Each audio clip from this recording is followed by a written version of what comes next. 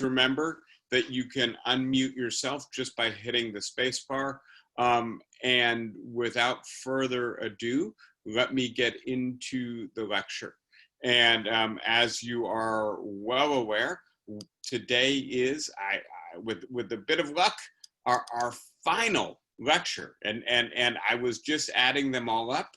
And it appears to me that essentially you have done a semester-long course with me on inequality. And we've interrupted it at various points to talk about Black Lives Matter, to talk about things that are happening with the coronavirus or happening in our politics. But we've been pretty sustained about this, and I hope you feel that it was rewarding.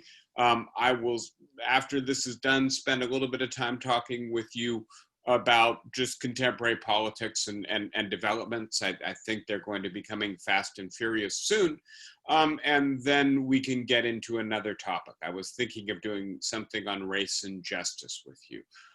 But for now, I think we need to finish this lecture, but also congratulate you guys in the depth of knowledge I hope you've acquired about the topic of inequality in the United States and the world in light of the amount of time we've spent studying this together.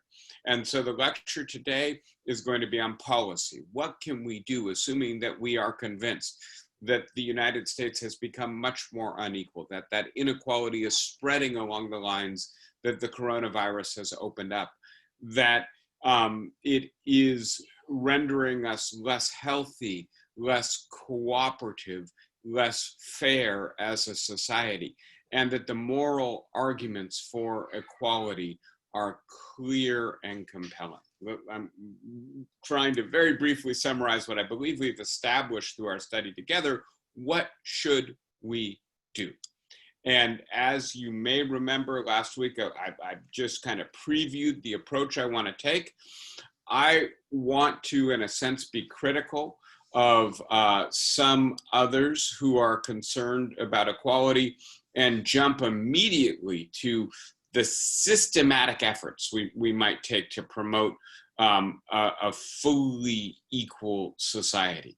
And I'm going to be critical of them because it does seem to me that many of those proposals are very difficult to attain and really, frankly, impossible to attain in the United States right now. We'll have to see what happens in the elections.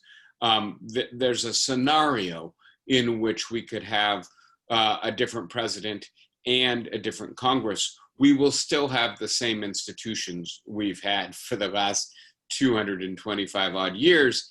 And the result of that is, of course, that they make systematic legislation very difficult. It only occurs in exceptional circumstances, but I'll say more about that. All of this to say, I'm going to start with what I'm going to call stage one reforms. And I referred to this last week as the low-hanging fruit.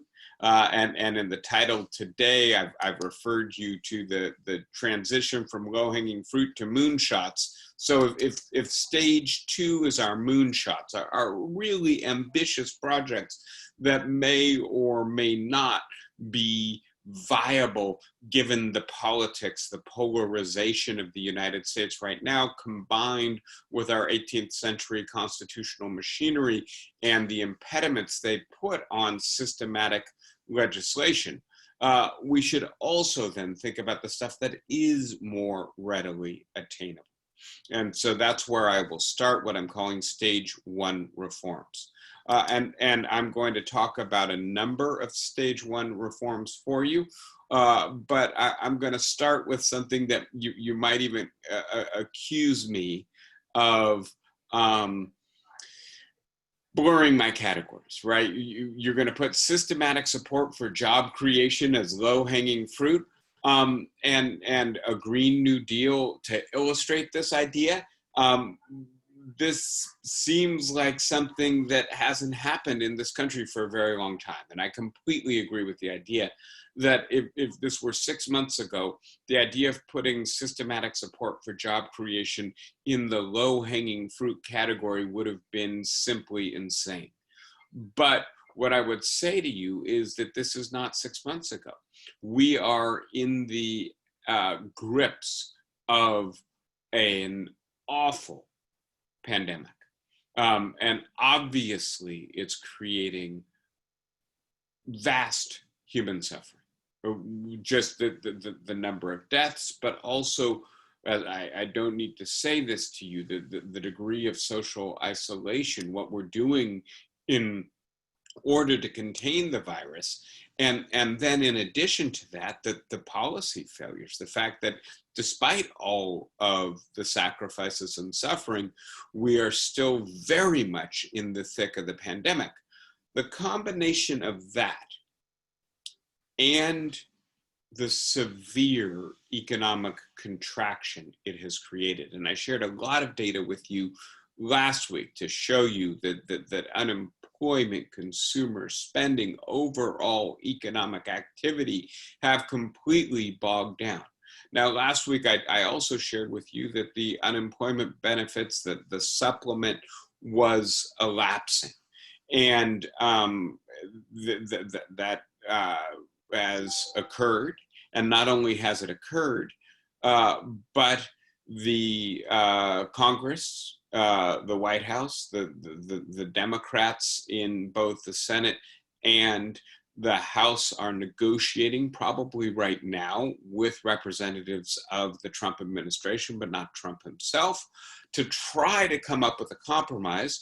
Mitch McConnell has essentially admitted that he cannot bring the Senate's Republicans to the table. There's too much disagreement within that caucus for them to be present at those negotiations because they cannot adopt a uniform position within their own caucus. All that to say, the current political circumstances do not bode well for anything other than minimal amelioration, band-aid approaches to what's happening in the economy.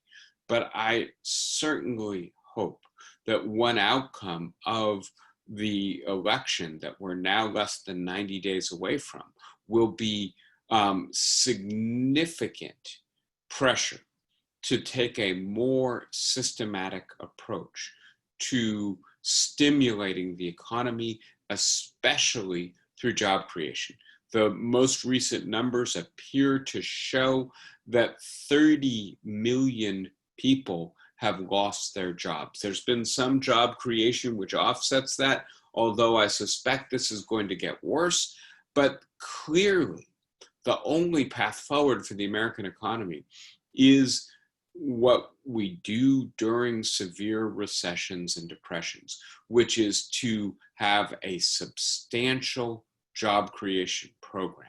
And so far from being a moonshot, an unattainable or very difficult goal, I feel quite confident in predicting that there will be some systematic job creation program in the beginning of the coming year, within the next, say, 9 months. And so one of the things that I am suggesting is that we shouldn't do that in a haphazard way.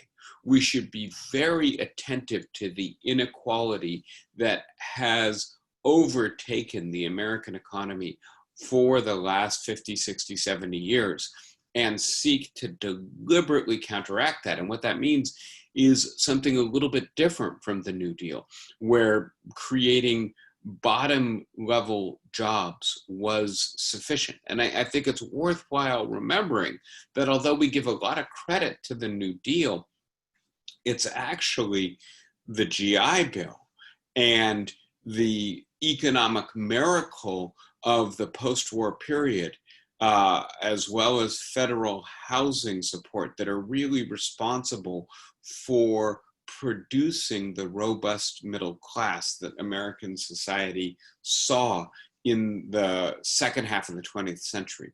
And that we should really aim not just to limit economic misery, but to recreate a robust middle class through the job creation program that I believe the country desperately needs and likely will have. So that's a first category of low-hanging fruit. You may see even the low-hanging fruit may be hard to pick, but I do want to suggest at least some of it can be implemented at the state or local level, or even at the non-governmental level. I'll get to that, but I do think we need to be careful of expecting too much of the federal government in the current climate of polarization and paralysis. All right, so second big idea here in terms of the easier initiatives, and again, you may smile when I say systematic support for affordable housing. Please note that in New York, Governor Cuomo just announced that the moratorium on evictions would continue through the end of September. But that's not going to be uniformly the case across the country. And what we are going to see, I believe I've seen data that suggest that as many as 40% of renters in the United States are behind on their rent right now. That would be not particularly surprising given what's happened in the economy. And you can anticipate that this will only get worse as unemployment supplements expire and unemployment benefits go back to their very niggardly levels, right? Not at all generous. And so many people were barely scraping by when they were earning a decent salary. Now that those wages have gone away and that the unemployment supplement is going away, there is going to be an eviction crisis in the United States over the remainder of 2020 into 2021. And so, again, we can be piecemeal and merely treat the symptom, which would be to continue to have moratoriums on evictions, but eventually those moratoriums have to be lifted.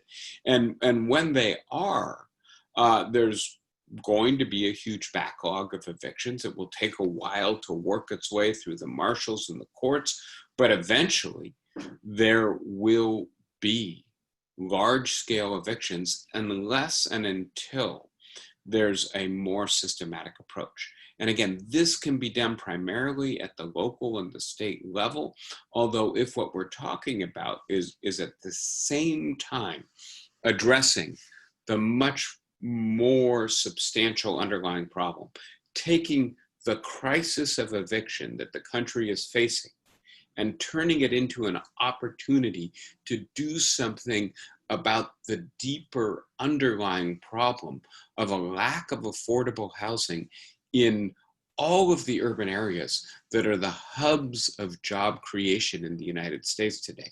If we can, again, couple the crisis with a more systematic policy approach, then what we need to do is think about affordable housing not only at the municipal and regional levels, but also at the national level. And it strikes me that there are several things we need to be doing here. Clearly constructing more mixed income affordable housing in integrated ways, and at the same time, thinking about transportation corridors, right? And so if you take New York City, if you take San Francisco, if you take Los Angeles, these big hubs of job creation, you're not going to be able to create a sufficient housing stock directly proximate to where the work is. So in addition to building more housing, you need to build the housing further away and create light rail or other kinds of public transportation infrastructure that allow people to commute rapidly and affordably to where the jobs are.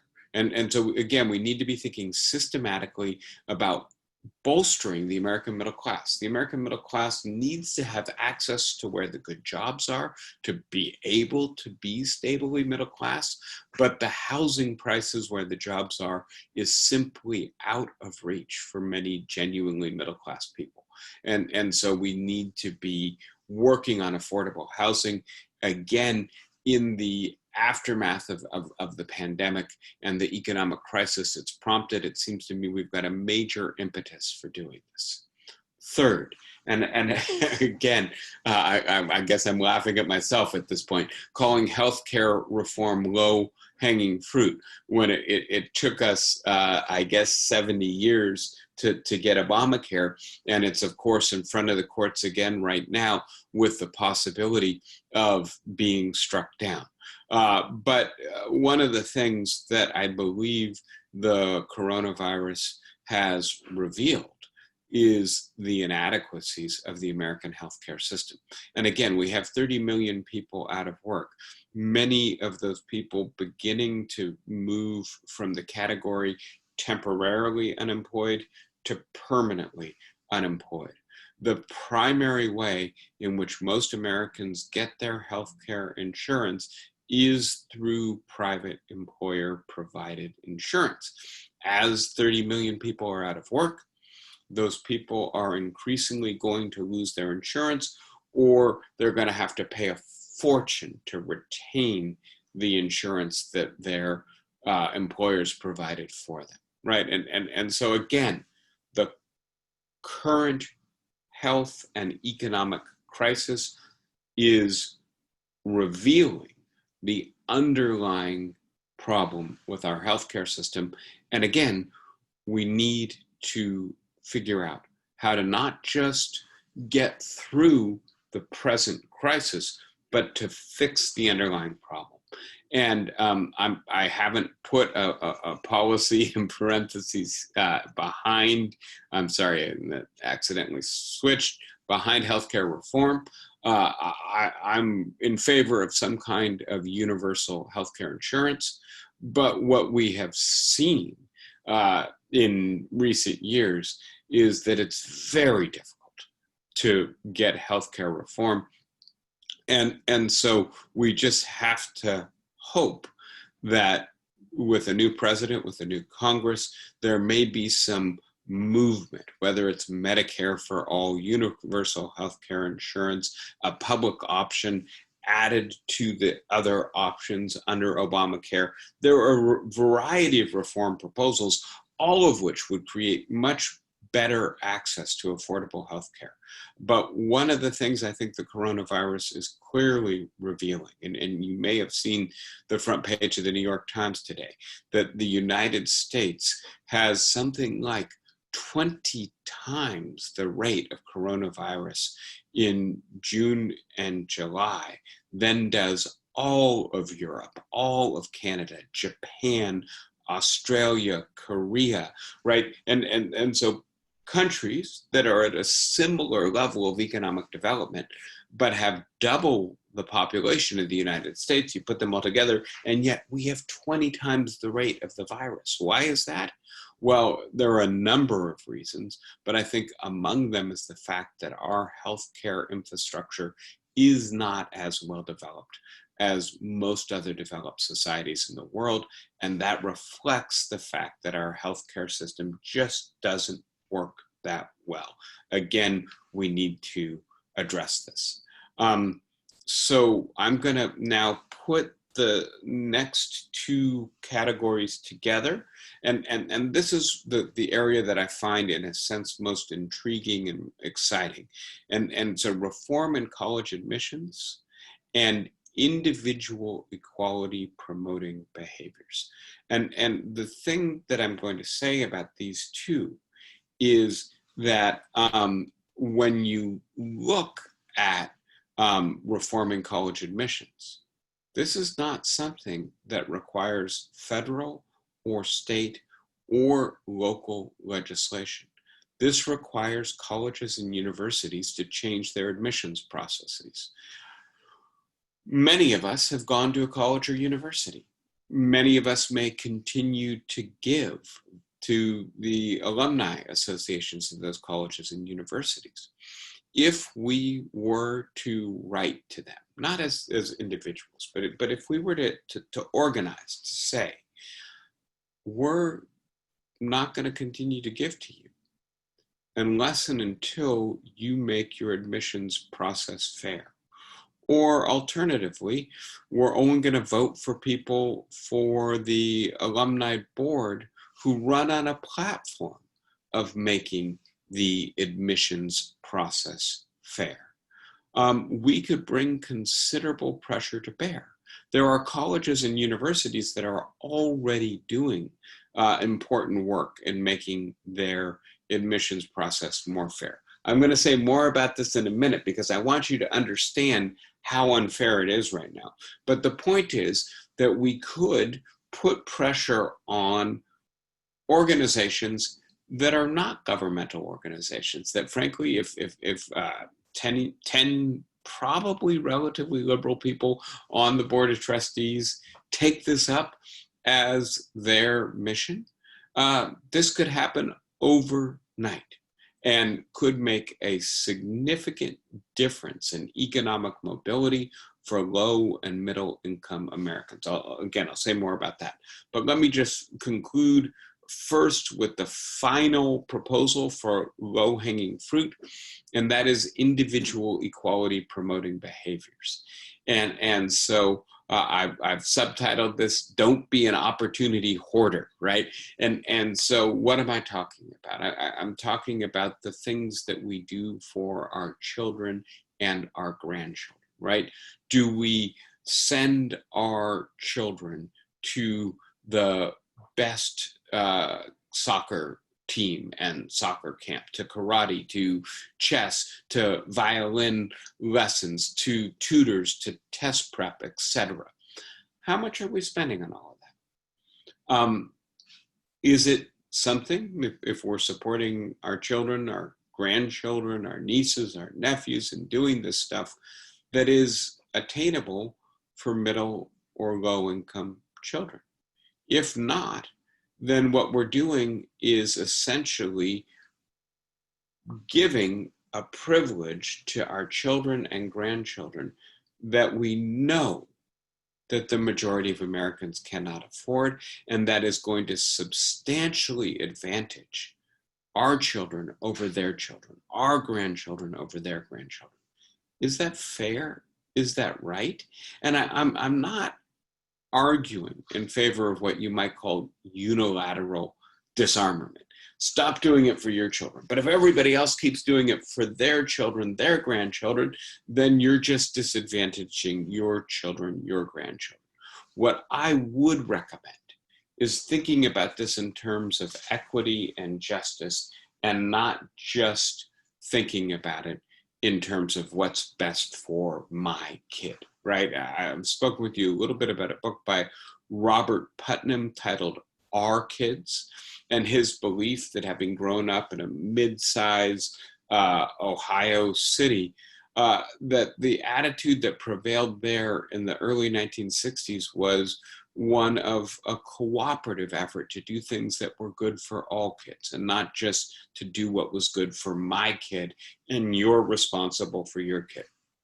So if we want to do what's good for our kids and our grandkids, but also to do what is fair and just, we might need to get creative. We might need to think about, okay, so I'm proposing to spend $5,000 this summer to send my kid to a good educational summer camp. Probably not happening in the coronavirus situation, but maybe next summer that will be happening. Can I propose to the summer camp that I pay $6,000 and that they provide a scholarship for a low-income kid, in addition to having my kid attend, right? And ways of, if you will, using wealth, using input to leverage equality of opportunity. And I just want to say, I think that things are changing a little bit in the United States. I think the coronavirus is changing us. I think Black Lives Matter is changing us. I think that there's a sense of the extent to which we have become unequal and unfair, and that it may be that there are people more amenable now to hearing the argument. Well, I'd like to send my child to your camp, but I'd also like to contribute to sending somebody who's less advantaged to the camp at the same time. Can't we make some sort of arrangement? Now, like I said, I want to come back to the reform in college admissions processes. And I want to drill down on this one example because I think it illuminates what it is that we might be able to do at the local non-governmental level. So I'm going to spend a fair bit of time on this one example, and let me start by just noting that there's an idea that's getting some attention in contemporary sociology. And that's the idea of opportunity markets. And so there's an article on this, and I've given you the authors' last names, their full names: David Grusky, Peter Hall, Hazel Rose Marcus. They are respectively at Stanford, Harvard, and Stanford, and their article was published in Daedalus magazine. But their critical idea is that over the last 60 to 70 years, what is required to get admitted to a good college or university has increasingly become I'm trying to get myself square in the screen. I guess that's it. Has increasingly become something that you can purchase. And not only that you can purchase, but that you must purchase. And I want to get into this more, but their claim is that 70, 60, 50 years ago, that was not the case.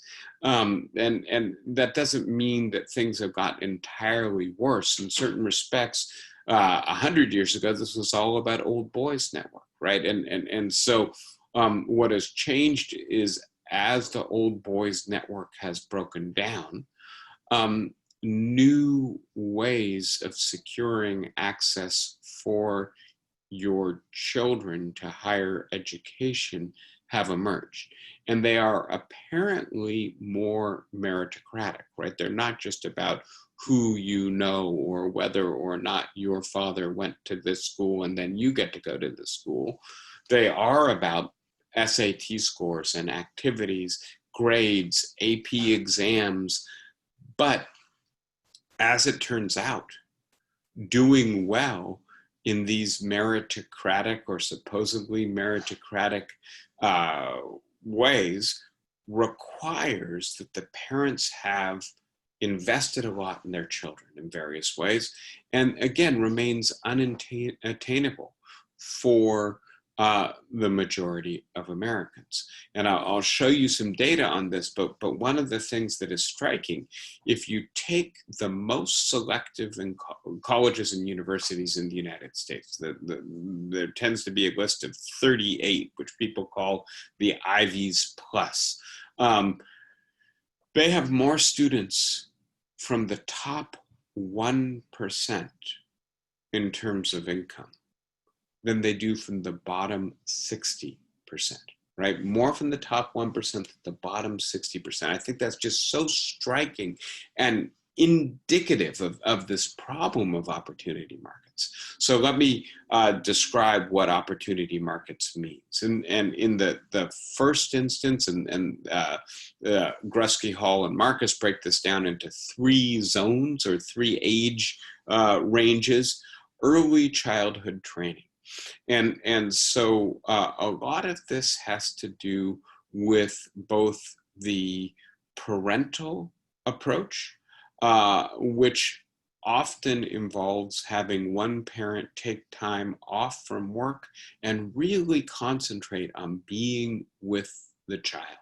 and to stimulate the child. And we know now that much cognitive development, at least the foundations for cognitive development, occur in the first 3 years of life, right? And so this is a really important period. And the extent of the vocabulary that the child is exposed to, the nature of the care they get, whether it's loving and of a kind that encourages self-confidence, and the physical environment of the child, whether it's stable and enriched, all matters. But then there's also early childhood care, preschool, kindergarten.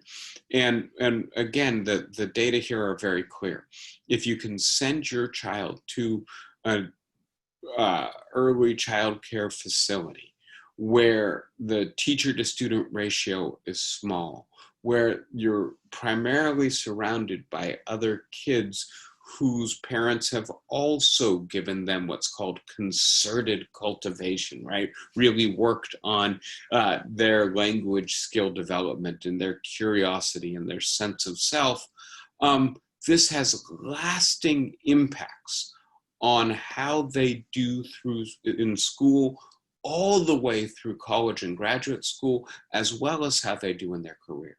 So to be clear, for the most part, our society does not provide preschool for free for children, right?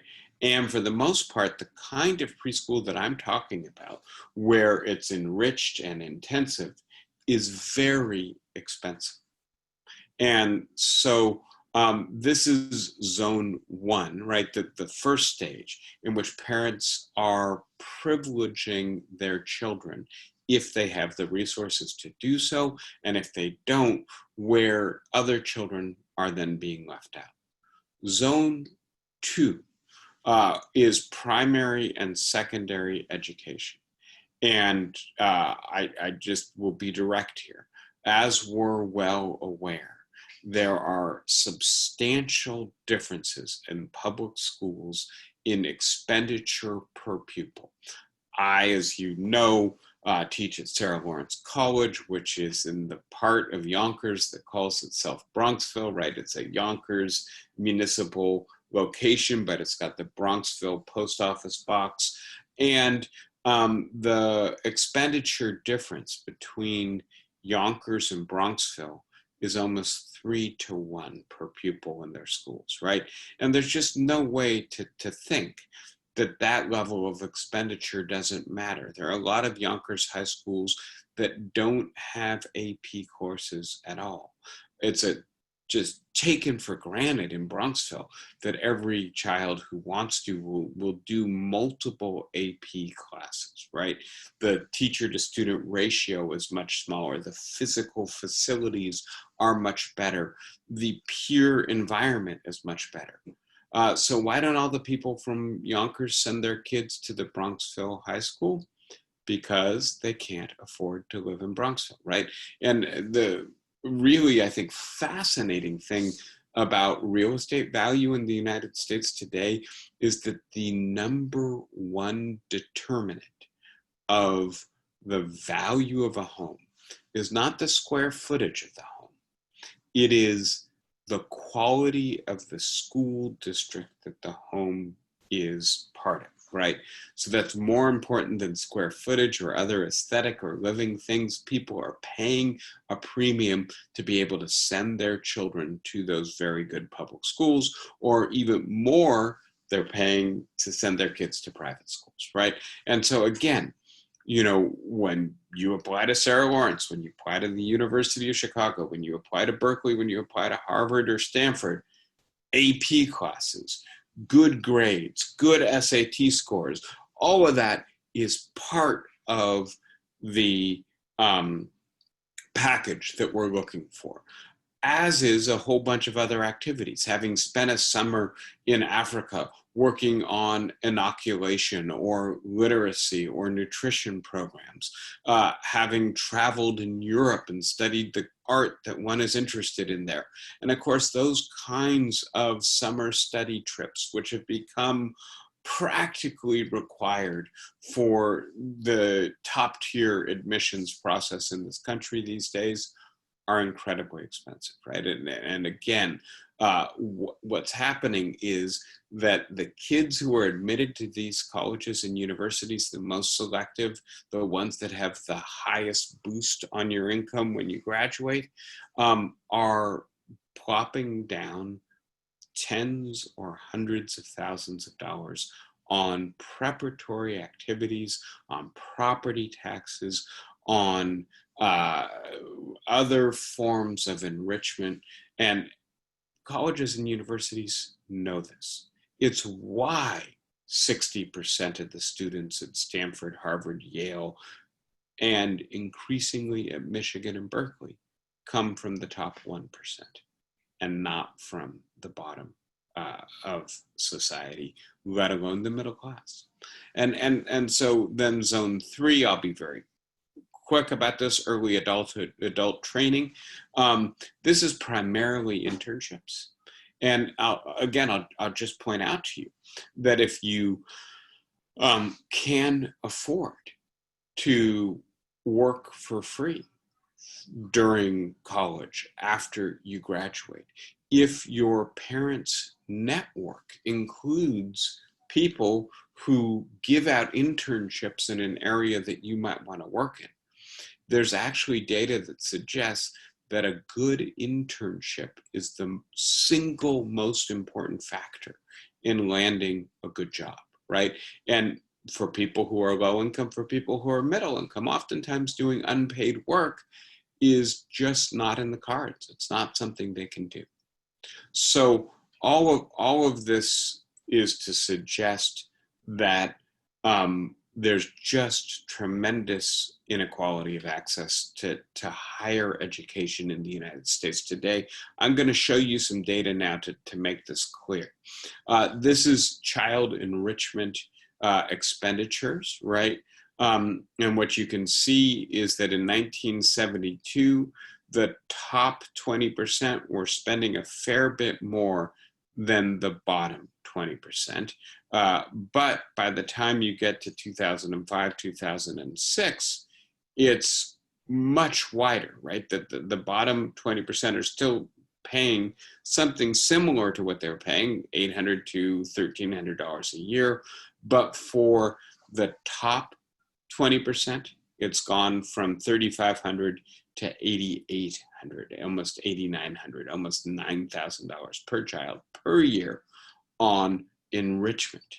You can look at this slightly differently by looking at the top 10%, the 80th percentile, the bottom third, and the bottom 10%. Again, yawning gaps on what's being spent per child on enrichment. This is not on schooling, this is on camps and lessons and tutors. Again, huge differences in expenditures. Now, this diagram I find both incredibly distressing and very illuminating. And what this shows is 4 test scores and college admissions. What matters more, whether you test well or whether you're from a high family income, right? So this is the group of students who get the best test scores, but are from the bottom 25% in terms of family wealth. And what you can see is they get the very best test scores, but only 30% of them graduate from college. This is the group that gets the worst test scores, but comes from the top 25% in terms of income. More of them graduate from college than do the best test takers from the poor. And if you look at the worst test takers from the poor, comparing apples and apples instead of apples and oranges, you can see that only 3% of them graduate, 10 times as many of the rich, poor test takers graduate. Similarly, if you look now, again, apples and apples, at the bottom, I'm sorry, the best test takers from the bottom income and the best test takers from the top income, again, you can see that more than twice as many graduate from college among the top income students. But I do find that the most important discrepancy here is comparing the best test takers from the poor and the worst test takers from the rich, and seeing more of the worst test takers graduate from college. Just continuing for a moment, you can see there's a growing gap in parental financial worries, right? And this is parents who have a high school education or less, and this is parents who have a college education or more. And one of the things we know about economic worry is that it tends to consume a lot of mental bandwidth. When you're worried about finances, you're not patient and engaged with your children's lives. You're distracted and distressed. And so one of the reasons we look at the rates of parental worry, please note it's not non-existent for the people who have a college degree or more, but it's 2 times as much, at least 2 to 3 times as much for those who don't have a high school degree or only have a high school degree. And that affects then how they parent and what kind of childhood outcomes they have. We have a lot of residential segregation in the United States, and it's increased markedly from 1970 into recent years. And so what you can see here, and I'll just highlight a couple pieces of data, in the 1970s, around 10% of our population lived in high concentration, low income neighborhoods, right? Today, it's 18%. So we've gone up to double the number of people living in poor neighborhoods. And if we look at affluent neighborhoods in 1970, 6%, 7% of the population lived in affluent neighborhoods. Today, it's 15%, right? If we look at middle income, 2/3 were living in middle income in the 1970s. Today, it's right about 40%. And so we've become much more economically segregated. This matters to the access to education that students have, as well as the kind of peer groups they have. And so this is just the same data represented slightly differently. What you can see is that we've gone from being a middle income society in terms of where people live, 2/3 of the population living in middle income neighborhoods, to many more living in affluent neighborhoods or low income neighborhoods. And like I said, only 40% living in middle income neighborhoods today. This means that many more children are living in high poverty areas. This is this area that Robert Putnam grew up in, Port Clinton, in 1990. And as you can see, almost the whole area is middle income, with one little area of somewhat concentrated poverty. By the time you get to 2008 to 2012, with the dark areas, those are areas of high concentration of childhood poverty. And it's almost the whole area. And then there's one little area that's become an affluent area where basically there's no childhood poverty. And I think this is representative of what's increasingly happening in the United States. When we look at this in terms of race instead of in terms of wealth, what we see is that the United States is hyper-segregated in terms of black-white segregation. And so we can see the whole East Coast and Southeast are very segregated. The dark black is highly segregated. The gray is quite segregated. And frankly, the West Coast is also quite segregated. Los Angeles, highly segregated. We can look at this at the municipal level. This is a map of Chicago. These are areas that are 85% or more black, right? And then areas that are 10% or less black. essentially Chicago was a black and white city. And if we wanted to see what an integrated Chicago would look like, right, it would look like a patchwork. It wouldn't have these vast dark blobs and vast white stretches, but much more patchy. So that's not what Chicago looks like. That's what Chicago would look like if it were an integrated city. What we see then, if we look at Ivy and elite colleges, right, is that the vast majority of the students come from the top 20%, very few from the bottom 40%. If we look at non-selective colleges, most of their students are coming either from the bottom 40% or the middle 40%, very few from the top 20%. And then if we look at what this does in terms of mobility, right, what we see is that children of people who come from the bottom educational backgrounds stay in the bottom educational backgrounds. Very few of them end up going to the most selective schools, whereas the people whose parents went to the most selective schools, the majority of them are either going to the most selective or the next most selective schools.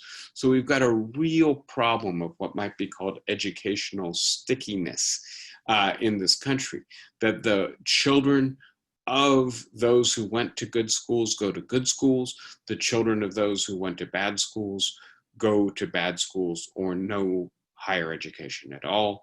This matters greatly for wealth, as you can see here, right? If you're in the bottom 40% in terms of income, basically nobody goes to the Ivy League or elite schools. It's negligible. You can't even see it on the graph. Whereas most of the kids go to 2-year schools or non-selective schools. A portion of them go to semi-selective schools, whereas the opposite pattern is there if you're from the top 20% in terms of your income. And then you can look at it this way as well. If you're in the top 0.01%, the very richest people, right, you go to Ivies or elite schools or highly selective schools or selective schools. You don't go to non-selective schools. You certainly don't not go to college, right? Whereas if you're in the bottom 20%, almost nobody is going to an Ivy League school. Very few are going to an elite school. Maybe 10% are going to a highly selective or selective school, whereas most are in 2 years or less or not in college at all. So again, I'm just trying to impress with you, this is a major problem in our society. Looking at it this way, if you're in the top 1%, almost everybody is in a private or a public school and very good schools. If you're in the bottom 20%, the single largest category is people not attending colleges at all, followed by public schools. Private schools is a tiny little portion of these students. And this matters for economic mobility. If the child of a poor family goes to an Ivy plus school, right, their income basically is the same as the rich children who go there. And this is true generally for elite schools and even for selective public schools. So if we could get the children of poor schools, of poor parents admitted to good schools, we could drastically increase their economic mobility. So now let me go back to what I'm going to suggest we should be doing. And I want to be direct and simple. Grusky, Hall, and Marcus say there are 3 possible kinds of reforms. One of them would be to actually equip the low-income families to compete by giving them equal access to all stages of the opportunity markets, giving them great private preschool education, giving them access to the best elementary, middle and high schools, giving them internships. And they point out this would be a vast undertaking. It might be what justice requires, but it would be hugely expensive and controversial. It would involve probably federalizing our education system, which would involve changing the Constitution. So they say that's, maybe what we need, but it's not attainable here and now. We could try to as opposed to that, just give public provision of the goods sold on opportunity markets, create good public early childhood training, and make better high schools in poor neighborhoods. And that is something, again, that we should do, but that's a long-term and difficult project. And what they say, therefore, we could do that would be attainable here and now would be to reform the college admissions process. And they have a simple proposal, although I think a quite radical one. If you want to have equity in college admissions, you should adopt a principle. No more than 10% of your admitted class, your incoming class, should come from the top 10% of incomes. And by the way, 10% should come from the bottom 10%, and likewise each gradation up, right? So you have 10% from the bottom 10%, 10% from the next 10%, 10% from the next 10%. Make the poor kids compete with each other and the rich kids compete with each other, instead of making the poor kids compete with the rich kids for admission to higher education. And if you do that, what happens? Well, first of all, you get much greater economic diversity in your higher education. And second of all, it makes these opportunity markets much less worthwhile, right? Because you're really not going to be able to hoard all the opportunity. And they suggest that over time, it could actually change the attitudes that parents have to their children's education and make them more egalitarian, less competitive. And again, that's something that Sarah Lawrence College or Harvard University or Stanford could do tomorrow, right? They could do it for the 2021 admissions cycle. And the reason they're not doing it is because they like the revenue they get from having 60% of their class come from the top 1%. They're also not doing it because they worry about unilateral disarmament, about being the only school to do it. So we need a big push to get these colleges to do it, but we don't need federal legislation. We need to shame these liberal colleges and universities into putting their money where their mouth is. All right, so I hope that makes sense as an easily attainable possibility, right? Something that doesn't require federal legislation, doesn't require major changes in our political process. And I just want to treat that as an illustration. We could be doing similar things in our hiring practices with firms that we're associated with. We could be doing similar things with clubs and other civil society organizations to increase access to them and to make our society fairer. I know I've been talking for a long time. I am going to unmute everybody now, so if you can keep the background noise down, that would be great. But I do want to hear your questions. So who wants to start me off? And remember, you may have to hit the space bar on your computer to be able to speak. Who wants to start with a question? Anybody have a question? Lots of people. Because I can unmute you. Oh, did I? Hello? I can hear you. Go ahead. No, I don't have any questions. I just have remarks. That would be ideological impossible. Right. It is such a task. It is just unbelievable to retain what you suggest. So I agree with that. It's really. Okay, so I'll be brief in responding to your remark. And by the way, who was that? Who said that?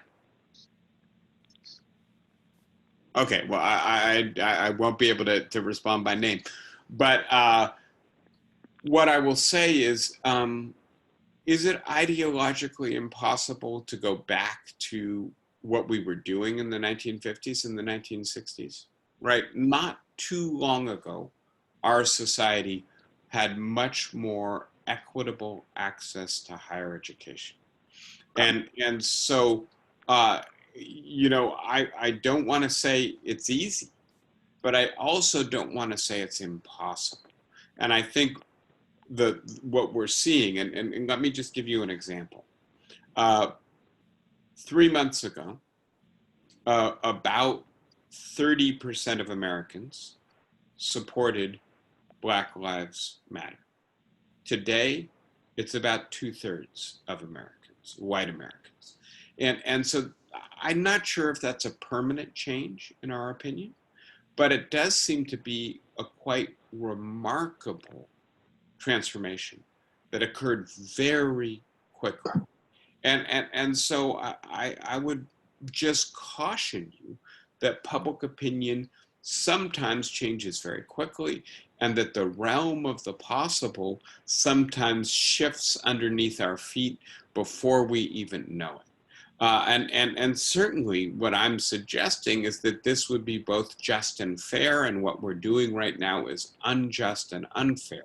And frankly, one of the reasons it seems to me that public opinion sometimes changes quickly is that we become aware that what we're doing is wrong.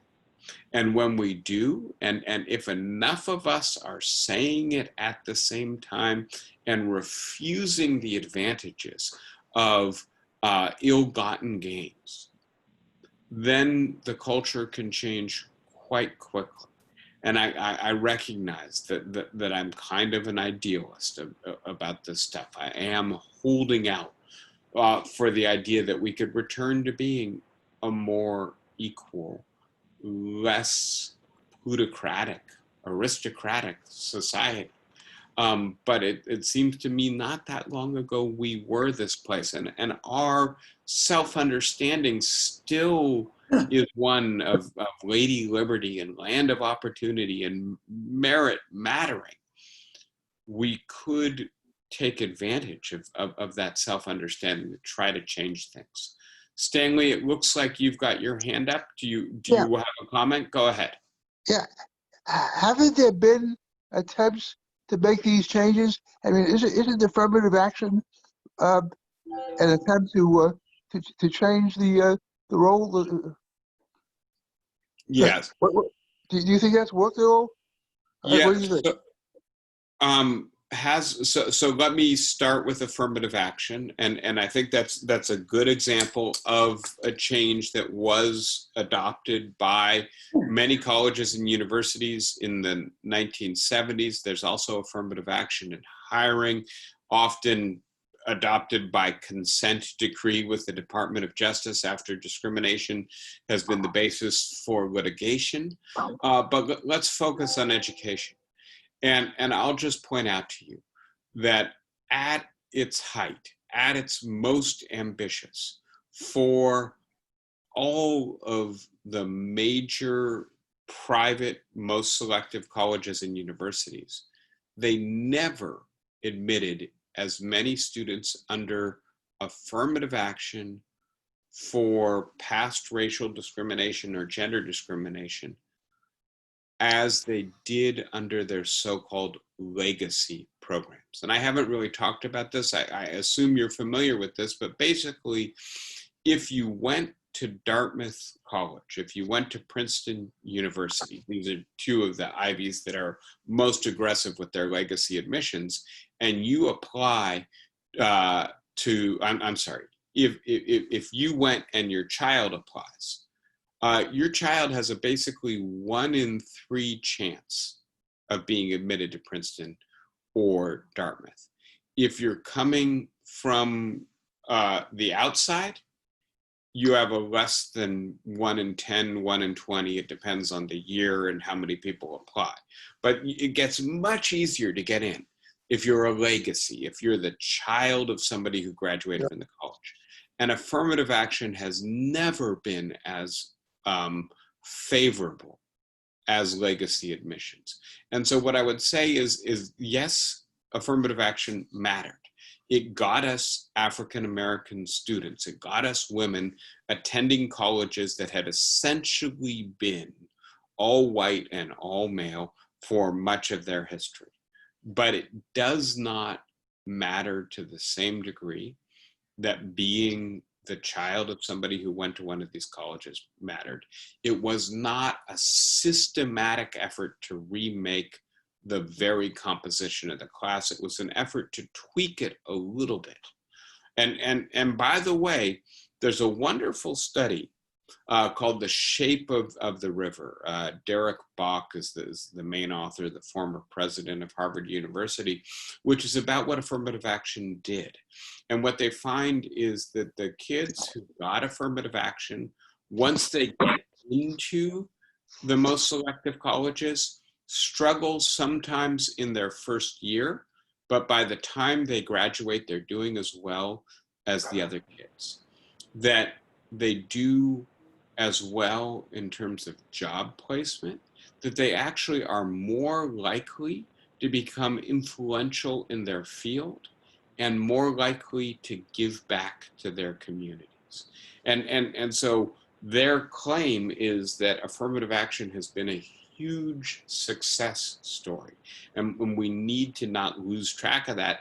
And by the way they generated this result was by surveying tens of thousands of beneficiaries of affirmative action and then comparing them statistically with the graduates of other of highly selective institutions.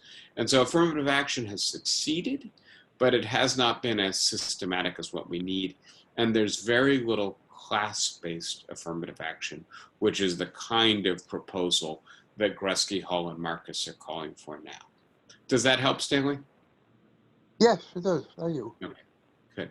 Anybody else with a question or a comment at this point? I do. Anybody else have a comment Yeah, here? I have two. Well, then get up. You have to get up. Oh. You have to get up and speak close by. Oh. Go ahead, please. Who is this, by the way? Oh, now I can finally see you.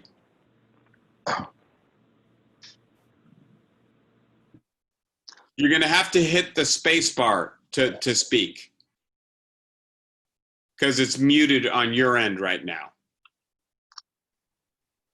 Can you hit the space bar? Okay, There you go. now I did.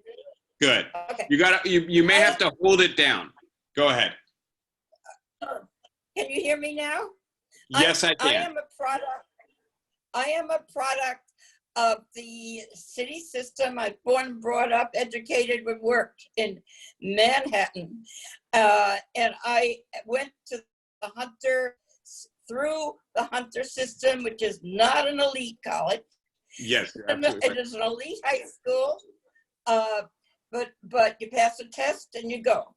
But I am a product. I did not go to an Ivy League school. I think I had an excellent education. And I don't know that the focus completely on the Ivy League is, and not looking at what the city university has done for education is a fair way of leaving the city university out. Yeah, and point taken. And I would just say that CUNY is fairly unique, right? There are very few city university systems in the United States and very few city university systems that have been as successful as the CUNY system was for New York City.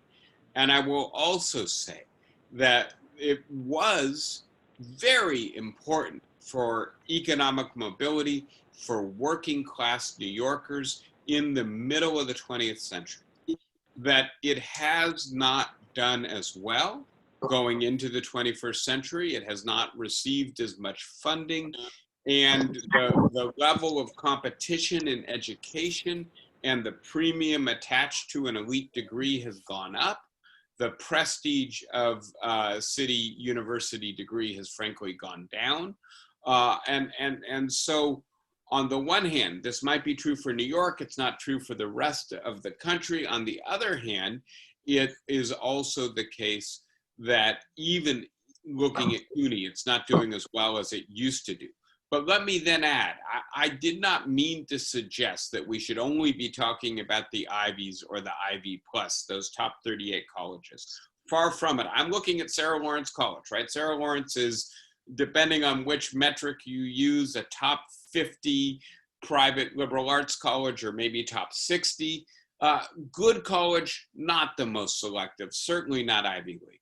And what I'm saying to you is, and you can see it in the data, going to a selective college or university, not the most selective, and that includes University of Michigan, University of Madison, University of Wisconsin at Madison, UC Berkeley, UCLA. It includes public universities as well, right? Those colleges and universities are extremely important to economic mobility. We live in what we call a knowledge economy at this point. If you've got that degree, there's a huge premium on what you can earn. And I would love it if there were more city colleges and universities, and if those colleges and universities had the same payoff that getting into an Ivy League, getting into a selective private college, getting into one of the good state schools in the United States has. But where we are right now, we've got those schools. They could change their admissions process next year, and it would begin to generate opportunity for lower income kids. And so again, low-hanging fruit, rather than trying to create city university systems throughout the country, let's start by trying to change the admissions process in the college and universities that we already have. Make sense? All right, anybody else with a question? My name is Anna Miklos, and I have a comment. Please, go ahead, Anna. Okay.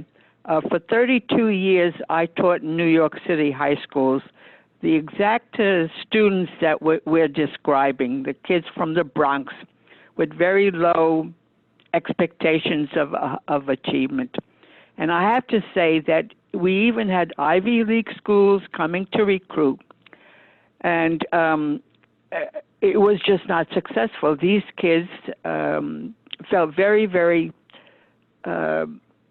out of place at these schools.